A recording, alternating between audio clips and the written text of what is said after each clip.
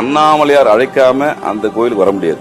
அது யாராக இருந்தாலும் எவராக இருந்தாலும் அவரு கூப்பிடணும். முதல்ல என்னுடைய இடத்துக்கு வான்னு முதல்ல ஒரு அனுமதி கொடுத்தாதான் நீங்க போக முடியும். நீங்க அனுமதி கிடைக்கும் போதே ஒரு 50% எலிஜிபிலிட்டியா மாறிடுவீங்க. அதுக்கப்புறம் உங்களுக்கு கர்ம வினைகள் இருக்குது, உங்க கர்மாவுக்கு அனுபவ விஷயம் இருக்குது, நீங்க செய்யக்கூடிய கடமைகள் இருக்குது. இவ்வளவுத்தையும் தாண்டி தான் அவங்க அந்த ஞான நிலைக்கு போக முடியும்.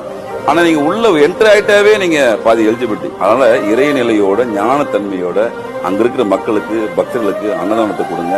உங்களால முடிஞ்ச உதவிகளை செய்யுங்க. நீங்க கொடுக்க கொடுக்க எப்படி இருந்தாலும் சித்தர்கள் வந்துருவாங்கம்மா. உங்களை எல்லாருமே பார்த்துருக்காங்க சித்தர்கள். அருவமாவும் சரி, நான் சொன்னால ஏற்கனவே பைரவர் வடிவத்தில் இருப்பாங்க, பட்டாம்பூச்சி வடிவத்தில் இருப்பாங்க, ஏதோ ஒரு உருவத்தில் வருவாங்க, போவாங்க, வருவாங்க. நம்மளுக்கு அதை வந்து கொஞ்சம் லேசா உணர முடியும். அது கிரிவலம் இரவு நேரத்தில் போகும் பாத்தீங்கன்னா நிசப்தமா இருக்கும். அவ்வளவு அருமையான ஒரு வைப்ரேஷன் இருக்கும். நம்மள யாரோ கிராஸ் பண்ணி போற மாதிரியான உணர்வு நிறைய பேர் சொல்லியிருக்காங்க. அப்ப அவங்க நடமாடுற இடம் இது வந்து 1-to-1 உணர முடியும்.